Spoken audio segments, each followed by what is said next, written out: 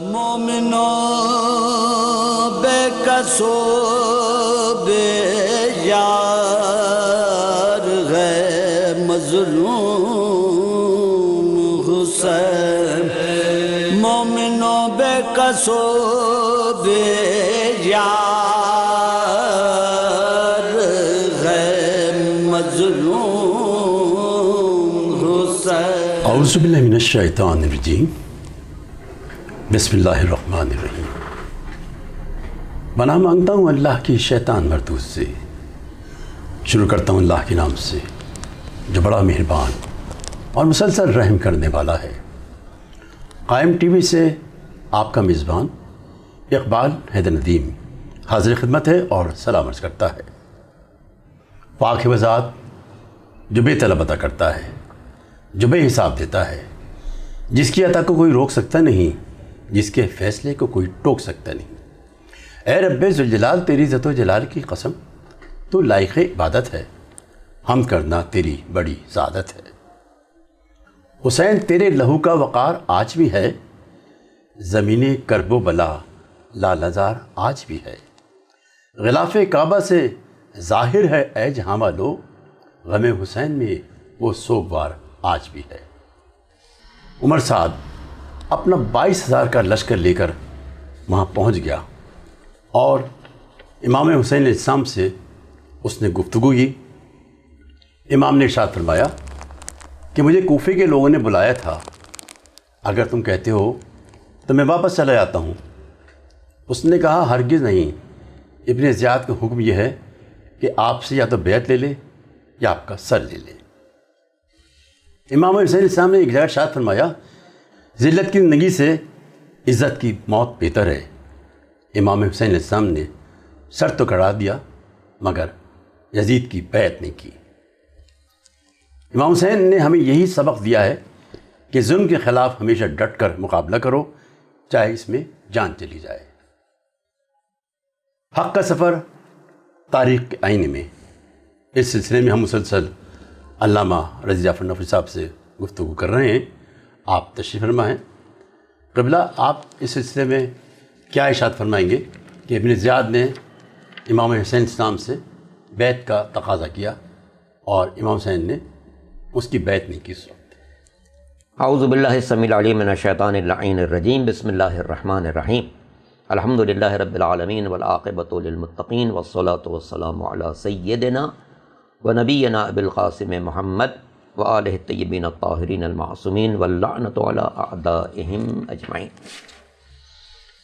واقع کربلا ایسا نہیں ہے کہ ایک دن میں پیش آ گیا ہو، بلکہ سرکار ختمی مرتبت احمد مجتبیٰ حضرت محمد مصطفیٰ صلی اللہ علیہ وسلم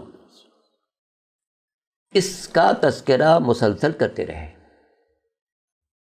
کیونکہ امام حسین کی پیدائش کے موقع پر بھی جبریل نے آ کر بتایا تھا کہ آپ کی امت کے ہاتھوں آپ کا نواسہ شہید ہوگا، اور کربلا کی مٹی بھی لا کر امام پیغمبر کی خدمت میں پیش کی تھی۔ یہی مٹی امام پیغمبر نے جناب مسلمہ کے سپرد کر دی تھی اور کہا تھا اس مٹی کو اپنے پاس محفوظ رکھو، جب تک یہ مٹی مٹی رہے سمجھنا حسین زندہ ہے، اور یہ مٹی خون میں تبدیل ہو جائے سمجھ لینا حسین شہید کر دیا گیا۔ تو امام مظلوم کو بچپن سی بات معلوم تھی کہ مجھے شہید ہونا ہے، امت کے ہاتھوں شہید ہونا ہے۔ اور پھر پیغمبر نے کربلا کی جگہ بھی بتا دی تھی۔ اسی تاریخ میں یہ بات موجود ہے کہ جب مولا کائنات امیر المومنین علی بن ابی طالب علیہ السلام جنگ صفین کے لیے چلے ہیں اور کربلا کی سرزمین سے گزرے تو وہاں ٹھہر گئے اور رونا شروع کیا۔ جناب ابن عباس ساتھ تھے، کہا مولا آپ اتنی شدت سے گریہ کر رہے ہیں، اسے کیا وجہ؟ فرمایا ہاں یہی وہ سرزمین ہے جہاں پر میرا بیٹا حسین اپنے خاندان کے لوگوں کے ساتھ شہید کیا جائے گا۔ اس کے بعد خود امام نے حسین کو مخاطب کیا، صبرن یا حسین، صبرن یا حسین، صبرن یا حسین، اے حسین صبر کرنا، اے حسین صبر کرنا، اے حسین صبر کرنا۔ تو یہ بات تو سب کو معلوم تھی، خاندان کے لوگوں کو تو معلوم ہی تھی کہ حسین تو کربلا میں شہید ہونا ہے۔ حسین صاحب کی ولادت باسعادت ہوئی تھی جی ہاں، تو رسول خدا نے مطلب اس کا گریہ کیا تھا، تو بی فاطمہ زہرا نے پوچھا تھا بابا آپ کیوں رو رہے ہیں؟ تو آپ نے ارشاد فرمایا کہ تمہارا بیٹا حسین نا شہید کا پیاسا شہید کیا جائے گا۔ تو اس پر بیوی نے پوچھا کہ اس کو رونے والا کون ہوگا، جا تو اس سلسلے میں تھوڑی سی آپ وضاحت کیجیے ذرا۔ جا تو جب پیغمبر اسلام نے جناب سیدہ سے فرمایا تھا، اور اس کی ایک چھوٹی سی ہسٹری بھی آپ کو بتا دوں۔ جی جی دونوں شہزادے حسن و حسین نانا کی خدمت میں جایا کرتے تھے مسجد میں، اور ایسا بھی ہوا کہ پیغمبر مسجد میں خطبہ دے رہے ہیں، شہزادے آ گئے تو پیغمبر خطبہ روک دیتے تھے، اترتے تھے، شہزادہ کو اٹھاتے تھے، اپنے زانوں پر بٹھاتے تھے، دونوں کو پیار کرتے تھے، دونوں کا تذکرہ کرتے تھے۔ یہ ایک معمول تھا۔ ایک روز ایسی ہوا کہ جب دونوں آئے، پیغمبر نے ان دونوں کو اٹھایا، اپنے زانوں پر بٹھایا، اور جبریل امین آ گئے اور آ کر خبر دی کہ اللہ کے رسول آپ ان دونوں کو بہت پیار کرتے ہیں، لیکن یہ دونوں شہید ہوں گے، ایک کو زہر سے شہید ہونا ہے اور ایک کو تلوار سے شہید ہونا ہے۔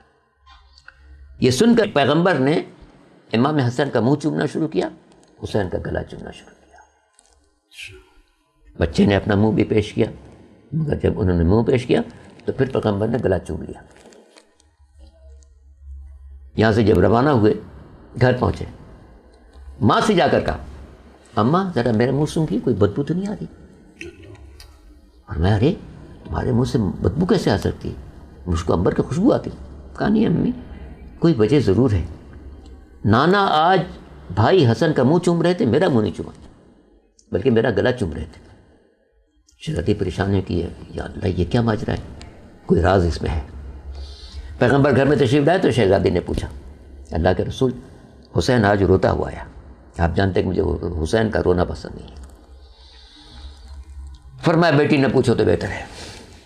جب جناب سیدہ نے اصرار کیا تو پیغمبر نے امیر المومنین سے کہا یا علی ذرا فاطمہ کے بازو تھام لو، جس سے کہ جو کچھ میں بیان کرنے والا ہوں ماں کا دل برداشت نہیں کرے گا۔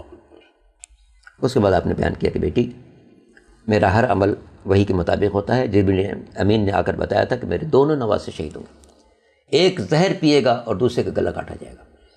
جو زہر پیے گا میں نے اس کے لب چومے ہیں، اور جس کا گلا کاٹا جائے گا میں اس کا گلا چوما ہے، تاکہ جس وقت حسن زہر پی رہا ہو دنیا کو پتہ رہے یہ لب ہیں جسے رسول چوما کرتے تھے، اور جس وقت حسین کا گلا کٹ رہا ہو تو قاتل کو بھی معلوم رہے کہ یہ وہ گلا ہے جسے رسول چوما کرتے تھے۔ اس موقع پر جناب سیدہ نے پوچھا کہ بابا یہ واقعہ کب پیش آئے گا؟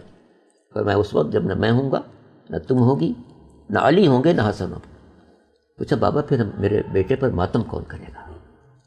تو پیغمبر نے فرمایا کہ خدا ایسے لوگوں کو پیدا کرتا رہے گا جن کے جوان حسین کے جوانوں پر، جن کے بزرگ حسین کے بزرگوں پر، جن کے مرد حسین کے مردوں پر، جن کے عورتیں حسین کی عورتوں پر، اور جن کے بچے حسین کے بچوں پر ماتم کرتے رہے گا۔ اور اسی موقع پہ کہ تفسیر روایت کی ہے، مگر اس کا خلاصہ یہ کہ امام حسین نے پھر ماں سے پوچھا کہ اماں آپ مجھ پر رونے والوں کو کیا عطا کریں گی؟ ایک ماں کے لیے کتنا بڑا منصب ہے کہ بیٹا شہید ہونے والا ہے، وہ خود پوچھ رہا ہے کہ آپ میرے چاہنے والوں کو، مجھ پر رونے والوں کو کیا دیں گے؟ اس وقت مولا کو اپنے چاہنے والوں کا خیال آ رہا ہے، چاہنے والوں کو کتنا خیال تھا، حسینیوں کو کتنا خیال ہے حسین ابن علی کا۔ پوچھا اماں مجھ پر رونے والوں کو آپ کیا دیں گی؟ تو فرمایا تھا کہ بیٹا میں پائرش کو تھام لوں گی اور فریاد کروں گی پالنے والے میرے حسین پر رونے والوں کی مغفرت فرما۔ تو یہ واقعہ چونکہ ہر ایک کو معلوم تھا، ظاہر ہے کہ پیغمبر اسلام کی رحلت دنیا میں سے 11 ہجری میں ہو گئی ہے، اس کے 3 مہینے 2.5-3 مہینے کے بعد جناب سیدہ گئی ہیں، ان کو بھی معلوم تھا۔ مولا علی خود کربلا کی سرزمین پر پہنچے ہیں اور گریہ فرمایا ہے، اور حسین سے کہا ہے کہ یا صبرن یا حسین۔ امام حسن مجتبیٰ علیہ الصلوۃ والسلام نے بھی واقعی کربلا کی نشاندہی کی ہے کہ جب ان کو زہر دیا گیا اور جگر کے ٹکڑے گرے تو آپ نے فرمایا تھا کہ حسین آج میرے جگر کے ٹکڑے گر رہے ہیں، کل تمہارے ساتھ کربلا میں تمہارے جگر کے ٹکڑے ہوں گے۔ تو یہ واقعہ چونکہ سب کو معلوم تھا، تو امام مظلوم نے جو میرے ساتھ نے پیشکش کی کہ جناب آپ مصالحت کرنے اور آپ بیعت کرنے یزید کی، کہا کہ یہ ممکن نہیں ہے، ہم تو آئے ہیں اسی تیاری سے آئے، میرے نعرہ خبر دے چکے تھے کہ میری امت مجھے قتل کرے گی، لیکن چونکہ میرے قتل سے دین کی بقا وابستہ ہے، جس سے میں قتل ہونے کو تیار ہوں، سر نہیں جھکا سکتا۔ سرداد نہ داد دست در دست یزید حقا کے بنا الہ حسین، حسین لا الہ اللہ کی بنیاد رکھ رہے تھے کربلا۔ اسی لیے اقبال نے بھی کہا ہے بہر حق در خاک و خوں غلطی داس، بس بنا لا الہ کرتی داس۔ حسین ابن علی حق کی خاطر خاک و خون میں غلطاں تھے تاکہ لا الہ اللہ کی بنیاد کو مستحکم کر دیں۔ تو آج لا الہ الا اللہ کی بنیاد جو زندہ ہے وہ حسین ابن علی کی بنا پر زندہ ہے۔ پاکستان کے لوگوں کو یقیناً پیش نظر رکھنا چاہیے اس بات کو، ساری دنیا کو خاص طور سے پاکستان کے لوگوں کو خاص طور سے پیش نظر رکھنا چاہیے کہ پاکستان کے لیے 14 اگست کو نعرہ لگایا جاتا ہے کہ پاکستان کا مطلب کیا، لا الہ الا اللہ، یعنی پاکستان کی بنیاد لا الہ الا اللہ پر ہے۔ اے پاکستان کے لوگوں، جب پاکستان کی بنیاد لا الہ الا اللہ پر ہے تو یہ سوچو کہ لا الہ الا اللہ کی بنیاد کس بات پر ہے۔ سبحان اللہ۔ تو پھر وہ خواجہ اجمیری آواز دیں گے، حقا کے بنا الہ الا حسین، حق یہ ہے کہ لا الہ الا اللہ کی بنیاد حسین ابن علی ہے۔ اب یہ موضوع مرتب ہو رہا ہے کہ پاکستان کی بنیاد لا الہ الا اللہ پر ہے اور لا الہ الا اللہ کی بنیاد حسین ابن علی کی ذات گرامی پر ہے۔ ایک بریک لے لیتے ہیں، وقفہ ایک بریک کا، ملتے ہیں وقفے کے بعد۔ مومنوں بے کسو بے یار ہے مظلوم حسین، مومنوں بے کسو بے یار ہے مظلوم حسین۔ خوش آمدید ناظرین، حق کا سفر تاریخ کے آئینے میں نئے گفتگو ہیں علامہ رضی جعفر نقوی صاحب۔ جی قبلہ۔ جی ہاں، تو میں عرض کر رہا تھا کہ پاکستان کی بنیاد لا الہ الا اللہ پر ہے اور لا الہ الا اللہ کی بنیاد حسین ابن علی پر ہے، اس لیے پاکستان کے لوگوں پر حسین کا زیادہ حق ہے بالکل صحیح کہہ رہے ہیں کہ اپنی بنیاد کو سمجھو۔ تم لا الہ الا اللہ، تمہاری لا الہ بنیاد ہے، لا الہ کی بنیاد کو تلاش کرو تو حسین ابن علی کے ساتھ نظر آئے گی، چونکہ یہ سچ ہے۔ اگر کربلا میں امام علی مقام نے وہ قربانی پیش نہ کی ہوتی تو نہ دین ہوتا، نہ کلمہ ہوتا، نہ اسلام ہونا، تو قرآن ہوتا۔ مسجدیں زندہ ہیں تو حسین ابن علی کی بنا پر، محرابیں قائم ہیں تو حسین ابن علی کی بنا پر، کعبے کا طواف زندہ ہے تو حسین ابن علی کی بنا پر، قرآن کی تلاوت باقی ہے تو اس مظلوم کی بنا پر جس کا سر نوک نیزہ پر بلند تھا، تلاوت قرآن پاک کی جاری ہے۔ تو اس لیے امام مظلوم نے جب ہمارے ساتھ نے آ کر پیشکش کی ہے کہ آپ بیعت کر لیں، تو ہم نے کہا کہ نہیں، بیعت کا تو کوئی سوال نہیں ہے، بیعت کرنا ہوتا تو مدینہ کیوں چھوڑ، ٹھکرا دیا کہ نہیں بھائی میں بیعت کر ہی وہ سکتا۔ مدینہ کو چھوڑتے ہیں، اگر بیعت کرنا ہوتی وہیں پر بیعت کر لیتے اور پھر ٹھاٹ باٹ سے زندگی گزارتے، صحیح بات ہے، لیکن پھر دین نہیں رہتا۔ دین نہیں رہتا۔ جب یہ باتیں ہو جاتا کہ نواس رسول نے یزید جیسے شراب خار کی بیعت کر لی پھر کیا جو مسئلہ ہے؟ دین کا منکر ہے، تو اس کا مطلب یہ دین کچھ نہیں تھا۔ بالکل۔ کل پیغمبر جس دین کو لائے تھے آج نواسہ اس دین کو برباد کر دیتا، یہ ناممکن تھا۔ جس طریقے سے مولا کائنات نے وفات پیغمبر کے بعد خاموشی اختیار کی دین کی خاطر، بے شک۔ اسی طرح سے امام مظلوم نے اپنا سر کٹانا گوارا کیا دین کی خاطر، کیونکہ آل محمد کی تاریخ دین کی تاریخ ہے، وہ ہمیشہ دین کو پیش نظر رکھیں گے، اپنے مفاد کو ہرگز پیش نظر نہیں رکھیں گے۔ مولا کی خاموشی دین کی خاطر، امام حسن مجتبیٰ نے حکومت کو ٹھوکر لگائی دین کی خاطر، حسین ابن علی کربلا آئے دین کی خاطر، اپنے بچوں کو لائے دین کی خاطر، اور پھر اپنے ساتھ جو خواتین کو لائے ہیں وہ ایک رمز ہے، ایک رمز ہے۔ بے شک۔ جناب ابن عباس نے جب مکے سے روانی کے موقع پر امام سے کہا تھا کہ مولا آپ تو جا رہے ہیں، ان بال بچوں کو لے کے کیوں جا رہے ہیں، بہنوں کو لے کے جا رہے ہیں؟ تو امام نے وہاں جواب دیا تھا کہ پیغمبر نے مجھے خواب میں بتایا ہے کہ اللہ تمہارا خون چاہتا ہے، بہنوں کی قید و بند چاہتا، اور یہ تاریخ حقیقت ہے۔ اگر یہ بہنیں قید نہ ہوتی تو تشہیر مقصد حسینی کون کرتا؟ جی ہاں، بے شک، یہ آپ صحیح کہہ رہے ہیں، کیونکہ جناب شام میں جب قید رہی اتنے عرصے، اس کے بعد جو ان کا پہلا مطالبہ تھا وہ یہی تھا کہ پہلے میں مجلس حسین کروں گی، جی اس کے بعد میں پھر مدینے جاؤں گی، جی، اور ان مجالس سے یہ ہوا کہ جو اس نے یزید نے امام حسین کو شہید کیا تھا وہ واقع چھپ نہیں سکا اس کی وجہ سے۔ اور ہوا یہ ہے، آپ دیکھیں کہ یہ جو بات کہی جاتی ہے اور سچ کہی جاتی ہے کہ آج دین زندہ ہے تو کربلا کی بنا پر، اور کربلا زندہ ہے تو جناب زینب کبریٰ کی بنا پر۔ بے شک۔ وجہ کیا ہوئی؟ 10ویں محرم کو سارے مرد شہید کر دیے گئے سوائے ایک بیمار کربلا کے، بے شک۔ جو بیمار تھے اور اتنے بیمار تھے کہ اٹھ نہیں سکتے تھے، تو جہاں ساقط ہوا ان سے قیادت کی ہے جناب زینب کبریٰ نے۔ شاعر نے سچ کہا ہے کہ حدیث عشق دو بابست کربلا و دمشق، یکی حسین رقم کر تو دیگری زینب۔ کربلا سے ان لوگوں کو قید کیا گیا، قید کر کے کوفے لے آئے، کوفے میں چند روز ٹھہرایا، پھر وہاں سے مختلف قریوں مختلف آبادیوں سے شاید 30 گاؤں سے گزرے ہیں، 30 گاؤں سے، 30 گاؤں، 29 30 31 اس کے درمیان کوئی عدد، یعنی 30 کے قریب گاؤں تھے جس سے گزارا گیا ہے، چونکہ ایک طویل فاصلہ ہے، کوفے سے دمشق کا فاصلہ ایک طویل فاصلہ ہے، بعض روایات کے مطابق یہ فاصلہ 13 دن میں طے ہوا ہے اور کوئی 30 کے قریب بستیوں سے گزری ہیں۔ حاکم نے چاہا تھا کہ ہم ان کے مردوں کو قتل کر دیں، عورتوں کو قیدی بنا دیں، تاکہ دنیا کو پیغام جائے کہ اف ہو، اتنی بڑی حکومت ہے، اب اس کے سامنے کون بول سکتا ہے، آل محمد کا نام لینا لوگ چھوڑ دیں گے۔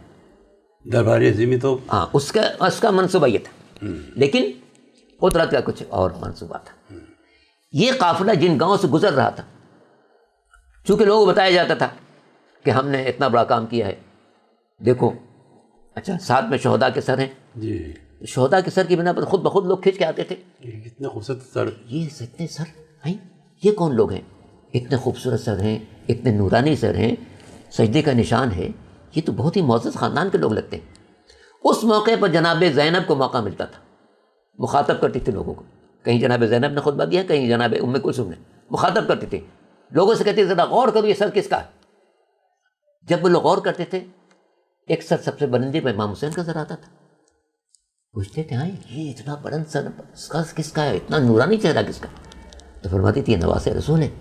اچھا نواز رسول کو قتل کیا گیا ہے، لوگ سر پیٹتے تھے، پھر وہاں سے قافلہ آگے بڑھا دیا جاتا تھا، دوسرے گاؤں میں پہنچے، وہاں بھی لوگ ظاہر ہے کہ ایسے ایک منفرد قافلہ دیکھ کے سب لوگ جمع ہو جاتے تھے، ہاں یہ کون سا قافلہ ہے، اس میں اتنے سارے سر نظر آ رہے ہیں، کچھ بیویاں نظر آ رہی ہیں، ان کے بیچ میں ایک بیمار نظر آ رہا ہے، اس کے ہاتھوں میں ہتھکڑیاں ہیں، پیروں میں بیڑیاں ہیں، کمر میں لنگر ہے، گلے میں توقع ہاردار، یہ کون لوگ ہو سکتے ہیں؟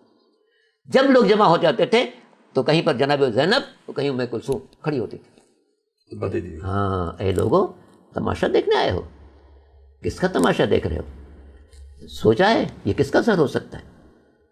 نہیں ہم نہیں معلوم کس کا سر ہے، یہ رسول کے نواسے کا سر ہے۔ یزید نے تو مشہور کر رکھا تھا باغیوں کا، ہاں یہ فاطمہ کے بیٹے کا سر ہے، یہ رسول کی بیٹی فاطمہ ان کے بیٹے کا سر ہے۔ پھر لوگ روتے تھے، چیختے تھے، مارتے تھے، اپنے سر پیٹتے تھے، پھر وہاں سے آگے بڑھ جاتے تھے۔ یہ ایک ایک علاقے میں تشہیر ہوتی چلی جا رہی تھی تاکہ دنیا پر واضح ہو جائے کہ جو اس کا قتل کیا گیا ہے وہ کوئی اور نہیں ہے، حسین ہے، یہ نواز رسول ہے، یہ فرزند پیغمبر ہے، یہ علی و بطول کا بیٹا ہے۔ تو یہ جو تشہیر ہو رہی تھی یہ جناب زینب پہ غیر ممکن نہیں تھی۔ اور میں آپ سے عرض کروں، بات شاید مکمل ہو جائے گی اسی بات پر، انشاءاللہ۔ انسانی تاریخ میں جی جی مجھے کوئی ایسی شخصیت نہیں ملتی جس نے اس جلالت کے ساتھ خطبہ دیا ہو جیسا خطبہ جناب زینب نے دیا ہے۔ علی کے لہجے میں دیتی تھی۔ ہم لوگ ممبر پر جاتے ہیں جی تو چاہنے والوں کا مجمع ہوتا ہے، محبت کرنے والے ہوتے ہیں، احترام سے پیش آنے والے ہوتے ہیں، باقی دنیا میں اتنے مقررین ہوتے ہیں، وہ جس مجمع میں ان کو بلایا جائے، سیاسی مجمع ہو، مذہبی مجمع ہو، دینی مجمع ہو، معاشرتی مجمع ہو، کسی چاہنے والے مقصد کے نکل ہی تحت آتے ہیں، سب چاہنے والے ہوتے ہیں، احترام کے ساتھ پیش آتے ہیں، اس کی باتوں کو توجہ سنتے ہیں۔ جناب زینب نے جو پہلا خطبہ کوفے میں دیا، ہر طرف تماشائیوں کا مجمع ہے، ہر طرف دشمن ہے، نیزوں کا رخ جناب زینب کی طرف، اللہ اکبر، ان بیویوں کی طرف نیزوں کے بھالوں کے رخ ہیں۔ ایسے ماحول میں کوئی شخص خطبہ دے اس سکتا، وقت بدنا کتنی ہمت کی بات ہے۔ اور سامنے شہداء کے سر ہیں، بھائیوں کا سر ہے، بھتیجوں کا سر ہے، خاندان کے لوگوں کا سر ہے، اپنے بیٹوں کا سر ہے، سب کا سر سامنے نظر آ رہا ہے، دشمن کی سنگینوں کا رخ ہے، ان کے نیزوں اور بھالوں کا رخ ہے۔ اور اس موقع پر جو جناب زینب نے خطبہ دیا ہے اس نے بام و در کو ہلا دیا، اور دنیا بعض ایک آدمی نابینا تھا، جب اس نے خطبہ سنا لوگوں سے پوچھا ہے کیا ہم لوگ اس وقت میدان حشر میں ہیں؟ لوگوں نے کہا نہیں بھائی ہم بھی بازار میں، اگر ہم میدان حشر میں نہیں تو علی کا خطبہ کیسے سن رہا ہوں؟ علی تو 47 ہجری میں شہید ہو گئے تھے، یہ تو محشر کا میدان ہو سکتا ہے اس میں علی کا خطبہ سن رہا ہوں۔ کہا کہ نہیں، یہ علی کا خطبہ نہیں سنتے ہو، علی کی علی بیٹی کا خطبہ سن رہے ہو۔ تو ایسے ہی ماحول میں، جس ماحول میں جناب زینب نے خطبہ دیا ہے، انسانی تاریخ میں کوئی اور مثال نہیں پیش کی جا سکتی کہ کسی بھی مرد نے، کسی بھی لیڈر نے، دنیا کے کسی قائد نے، کسی بھی بڑے سے بڑے خطیب نے اس ماحول میں خطبہ دیا ہو جس ماحول میں جناب زینب نے خطبہ دیا، اور اس جلالت کے ساتھ خطبہ دیا ہو جس جلالت کے ساتھ جناب زینب نے خطبہ دیا ہے۔ تو اس لیے حقیقت یہ ہے کہ کربلا کا ایک حصہ عاشور کو تمام ہوا ہے اور دوسرا حصہ کوفہ و شام میں تمام ہوا ہے۔ اچھا جناب سکینہ بھی کچھ، ان کا بھی بڑا اچھا کردار ہے اس میں، جسے قید خانے میں تھیں جناب سکینہ، تو بچوں کو بلا بلا کے وہ کہانیاں سناتی تھیں کربلا کے واقعے کی؟ چونکہ کربلا کے واقعات کے بارے میں جب لوگوں کو پتہ چلتا تھا ہاں یہ خاندان رسالت ہے، تو لوگ پوچھتے تھے، بچے بھی آتے تھے، ہاں آپ لوگ کون ہیں؟ تو اس وقت بچوں کو جناب سکینہ یہ اس قسم کی اور اس 15 سال کی جو بچیاں تھیں بتاتی تھیں کہ بھئی ایسے ہوا ہے، یہ جناب اکبر تھے، یہ جناب قاسم تھے، یہ جناب عباس دراور تھے، یہ امام حسین تھے۔ تو اس طرح سے آپ کہہ سکتے ہیں کہ مقصد حسینی کی تشہیر میں خواتین کے ساتھ کم سن شہزادے نے بھی حصہ لیا ہے، وہ جناب سکینہ ہوں یا امام محمد باقر علیہ السلام بھی 3 سال کا سن تھا جو باقی کربلا کو انہوں نے تشہیر کی ہے، اور جہاں جہاں موقع ملا وہاں پر گفتگو کی ہے۔ زیادہ گفتگو تو 2 شخصیتوں کی ہے، جناب زینب کی ہے اور جناب ام کلثوم کی ہے۔ کہیں پہ جناب زینب کھڑی ہو جاتی تھی خطبہ دینے کے لیے، کہیں جناب ام کلثوم کھڑی ہو جاتی تھی خطبہ دینے کے لیے۔ ان خطبوں نے جو 20-30 مقامات پر دیے ہیں بیویوں نے، دنیا کے اندر چینج کر دیا حالات کو، تہلکہ مچا دیا۔ ہاں رسول کا خاندان جس کا ہم کلمہ پڑھتے ہیں، اذان میں اشہد ان محمد رسول اللہ کی آواز بلند کرتے ہیں، اس کے خاندان کے ساتھ یہ سلوک ہوا ہے۔ تو اسی لیے آپ جناب مختار کو جو کامیابی حاصل ہوئی وہ اس بنا پر کہ دلوں میں نفرت بیٹھ چکی تھی اس خاندان کے بارے میں جس نے خاندان رسالت کو تاراج کیا تھا۔ بہت شکریہ علامہ سید رضا جعفر نقوی صاحب، آپ سے بڑی سیر حاصل گفتگو رہی۔ اب ہمارے اس پروگرام کا وقت ختم ہو جاتا ہے۔ کرب و بلا کا ویراں جنگل بسانے والے، تیرا ہی تھا کلیجہ ہر غم اٹھانے والے، میدان لرز اٹھا ہے ہمت پہ تیری مولا، جنگل میں آ کے اپنا گھر بھر لٹانے والے، حق کا سفر تاریخ کے آئینے میں۔ ناظرین، آپ نے اس سلسلے کا 4تھا پروگرام آج ملاحظہ فرمایا، اور انشاءاللہ کل اسی وقت اس پروگرام کا 5واں حصہ آپ ملاحظہ فرمائیں گے۔ اس کے ساتھ ہی اقبال حیدر ندیم قائم ٹی وی کراچی اسٹوڈیوز سے آپ سے اجازت چاہتا ہے۔ اقبال کا سلام تمہیں میرے دوستو، شاید کسی مقام پہ مل جائے پھر ندیم۔ اللہ حافظ۔ میں آن محمد کی ماں ہوں اور بالوں کی سفیدی کا سبب پوچھو نہ مجھ سے، اور ان آنکھوں نے دیکھے ہیں ستم کرب و بلا کے، گھر لٹ گیا